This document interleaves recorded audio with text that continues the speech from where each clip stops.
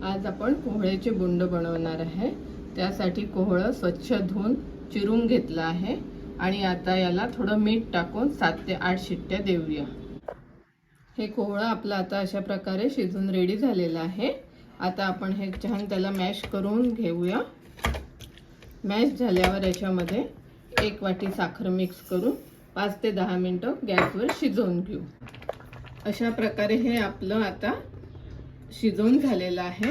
यानंतर याच्यामध्ये थोडीशी विलायची पूड, वाटलं तर आपण ड्राय फ्रूट्स पण याच्यामध्ये टाकू शकतो। हे आता शिजल्यानंतर गॅस बंद करायचा आणि पूर्ण थंडगार होऊ द्यायचं। अशा प्रकारे हे आपलं शिजवून थंडगार झालेलं आहे छान। आता याच्यामध्ये आपण 2 वाट्या कणिक मिक्स करून घेऊ आणि आता दुसऱ्या ठिकाणी आपण कढईमध्ये तेल सुद्धा गरम करायला ठेवलं आहे। अशा प्रकारे आपलं पीठ हे कालून झालेलं आहे आणि इकडे तेल सुद्धा गरम होत आलंय। सुरुवातीला आपण थोडंसं एक टाकून बघायचं, असं फुरफुरून आलं की समजायचं की तेल गरम झालंय।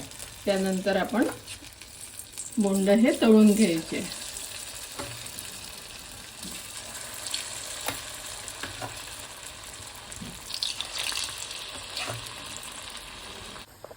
बोंड हे आपण असे टाकल्यानंतर हे थोडे जरी चिपकल्यासारखे वाटले तरी हे अर्धवट तळण झाल्यावर हे छान मोकळे होतात आणि मग त्याला चारी बाजूला चांगले रेळीश होईस्तोवर तळून घ्यायचे आहे।